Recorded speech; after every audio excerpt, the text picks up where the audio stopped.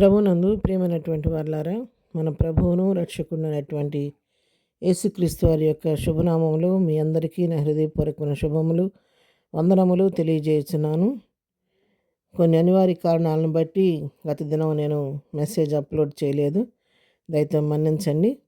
మరి ఈరోజు తిరిగి వాక్యధ్యానం చేసుకుందాము. ఈరోజు వాక్యధ్యానం కొరకు మనం తీసుకున్నటువంటి లేఖన భాగము కీర్తనల గ్రంథము 103వ కీర్తన మొదటి 2 వచనాలు చదువుకుందాము. నా ప్రాణమా యెహోవాను సన్నుతించుము, నా అంతరంగమునున్న సమస్తమా ఆయన పరిశుద్ధ నామమును సన్నుతించుము. నా ప్రాణమా యెహోవాను సన్నుతించుము, ఆయన చేసిన ఉపకారములలో దేనిని మరువకము. ఇది భక్తుడైనటువంటి దావీదు చేసినటువంటి ప్రార్థన.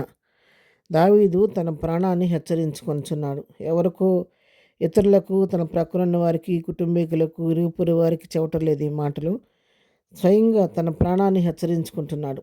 నా ప్రాణమా యెహోవాను సన్నుతించుము, నా అంతరంగంలో సమస్తమా ఆయన పరిశుద్ధ నామాన్ని మీరు సన్నుతించండి. నా ప్రాణమా యెహోవాను సన్నుతించుము, ఆయన చేసిన ఉపకారాల్లో దేనిని మరవద్దు అని తన ప్రాణాన్ని హెచ్చరించుకుంటున్నాడు. ఒక్కొక్క మేలు నా ప్రభువు చేసిన మేళ్ళని నువ్వు జ్ఞాపకం చేసుకో. నా ప్రాణమా, ఈరోజు నేను రాజునయ్యానని, సుఖమైనటువంటి విలాసవంతమైన జీవితం నేను కలిగి ఉన్నానని, నేను రాజు నన్ను అతిశయిస్తామేమో, అతిశయించొద్దు. నా దేవుడు నన్ను ఏ విధంగా మరి గొర్రెల దొడ్డిలో నుంచి నన్ను బయటకు తీసుకొని వచ్చాడో ఆ స్థితిని నువ్వు ఎన్నడూ కూడా మర్చిపోవద్దని తన ప్రాణాన్ని హెచ్చరించుకుంటున్నాడు దావీదు. అంతేకాదు, శత్రువు నన్ను తరుముతున్నప్పుడు, మరణబంధకాలు నన్ను చుట్టుకున్నప్పుడు, మరణపు ఊరులు నన్ను ఆవరించినప్పుడు నా ప్రభువు నన్ను ఎలాగూ తప్పించాడో, శత్రువు నుంచి నన్ను ఎలాగ కాపాడాడో నువ్వు జ్ఞాపకం చేసుకొని, నువ్వు నా అంతరంగంలో సమస్తమా మీరు నా ప్రభువును స్తుతించండి, నా ప్రభువును కొనియాడండి అని చెప్పి తన ప్రాణాన్ని హెచ్చరించుకుంటున్నాడు.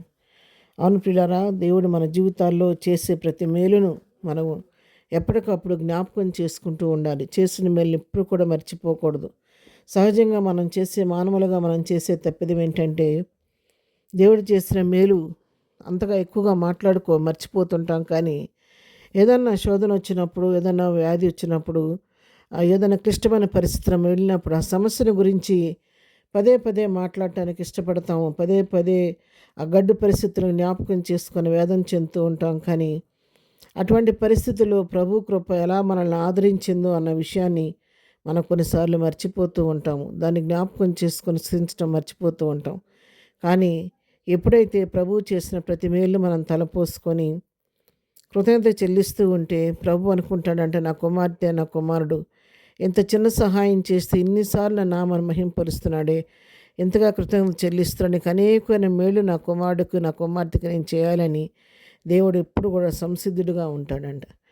అందుకని ఎప్పుడు కూడా చేసిన మేలు మనం మర్చిపోకుండా, చేసిన మేలుని బట్టి ఎప్పటికప్పుడు ప్రభువును స్తుతించేవారిగా మనం ఉండాలి.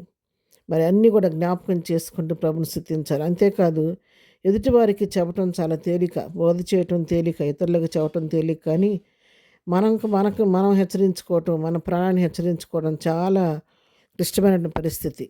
మరి ఎదుటివారికి చెప్పటం ఏముందంటే ఈజీగా చెప్పేస్తాం, కానీ వాటిని మనం ఆచరించలేము కొన్నిసార్లు. కానీ దావీదు ఇక్కడ ఎవరికో బయట వాళ్ళకి, ఇతరులకి చెప్పట్లేదు, కానీ తన సొంత ప్రాణాన్ని హెచ్చరించుకుంటూ ఎప్పటికప్పుడు తన ప్రాణాత్మ శరీరాలు ప్రభు సన్నిధిలో ఆయన సమర్పించుకుంటూ, తన ప్రాణాత్మ శరీరాల్లో ప్రభువుని మహింపరిచిన వాడుగా, దేవుని గణపరిచిన వాడుగా మనం ఇక్కడ చూస్తూ ఉన్నాం. కాబట్టి ఉదయకాల సమయంలో ఈ వాక్యం ద్వారా మనం తెలుసుకోవాల్సిన సత్యం ఏంటంటే, ప్రభువు చేసిన మేళ్ళన్నీ తలపోసుకోవాలి. ఎప్పటికప్పుడు మన ప్రాణాత్మ శరీరాల్లో ప్రభు చేసిన మేలు జ్ఞాపకం చేసుకొని, ఆయన నామాన్ని మహింపరిచే వారంగా, ఉపకారాలన్నీ జ్ఞాపకం చేసుకొని, దేనిని మర్చిపోకుండా ఆయన నామాన్ని సన్నుతించే వారంగా, స్తుతించే వారంగా, మహింపరిచే వారంగా మనం ఉండాలని ప్రభు కోరుకుంటున్నాడు. ఆ విధంగా ప్రభువును స్తుతించేవారంటే ప్రభువుకు చాలా ఇష్టం. ప్రభు అసలు మనుషుల్ని సృష్టించుకుంది ఆయన తనను మహింపరచడం కోసమే సృష్టించుకున్నాడంట. దేవుడు చేయలేని పని ఏమైనా ఉంది అంటే తను ఆయన పొగుడుకోలేడు. కాబట్టి ఆయన మహిమను బట్టి, ఆయన ఔన్నత్యాన్ని బట్టి నిత్యం మనం స్తుతించేవారిగా మనం ఉండాలి. మంటిమాలను మనం ప్రభువును స్తుతించేవారిగా ఉంటే మనల్ని బట్టి దేవుని నామం మహింపరచబడదు. కాబట్టి ఇద్దరు వాక్యం వింటున్న ప్రియులారా, ప్రభు మీ జీవితాల్లో చేసిన మేలు అన్నీ జ్ఞాపకం చేసుకోండి, ఉపకారాలన్నీ తలపోసుకోండి, ప్రభువును స్తుతించండి, మహింపరచండి. మీరు మహింపరుస్తున్న కొలది ఇంకా అధికమైన మేలు ప్రభు మీ జీవితాల్లో చేస్తాడు. కాబట్టి ఆ విధంగా ప్రభుని స్థుతిస్తూ ప్రభు కృపలో ముందుకు సాగిపోదాం. ప్రార్థన చేసుకుందాం. ప్రేమ కలిగిన తండ్రి, పరిశుద్ధ మా ప్రభాని పరిశుద్ధ పాదములకు వందనాలు. ఉదయకాల సమయంలో వాక్యం వింటున్న పిల్లలందరినీ దీవించి ఆస్వాదించండి. దినం వెళుతున్న మార్గాల్లో ప్రయాణంలో తోడుగుండండి. చేస్తున్న పనులన్నింటిలో నీకు సహాయం దయచేయండి. దినదీవులతో నింపి నడిపించండి. వారి జీవితాల్లో చేసిన మెళ్ళన్నిటినీ ఉపకారాలను జ్ఞాపకం చేసుకొని కృతజ్ఞత కలిగిన వారిపై నేను స్థితించేవారిగా ఉండటానికి సహాయం చేయమని, మాకు తెలియకుండా మా జీవితాల్లో పొంచిన ప్రతి విధమైన కీడు నుండి మమ్మల్ని తప్పించిన కృపలో మమ్మల్ని భద్రపరచమని యేసునామంలో ప్రార్థించి వేడుకుంటున్నాం తండ్రి. ఆమెన్. ప్రభు కృప సదాకాలము మనందరికీ తోడయుండి నడిపించునుగాక. ఆమెన్.